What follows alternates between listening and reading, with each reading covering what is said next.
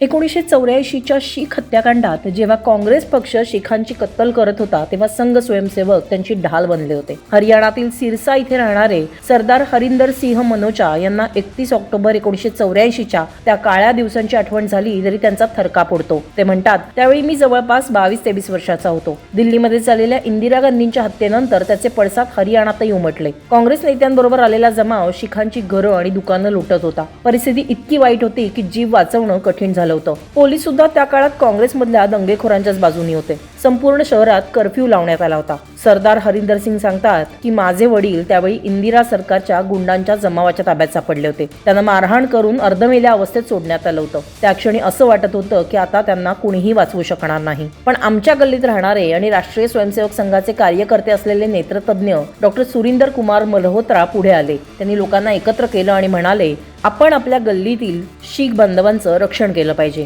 Doctor Malhotra आणि इतर संघ स्वयंसेवकांनी हरिंदर सिंग यांच्या कुटुंबाला अनेक दिवस मदत केली. अन्न आणि औषधाबरोबरच त्यांचं संरक्षणही केलं. हरिंदर सिंग म्हणतात की त्या काळात संघ स्वयंसेवकांनी आमच्या जखमांवर घातलेली ही फुंकर मी कधीही विसरू शकत नाही.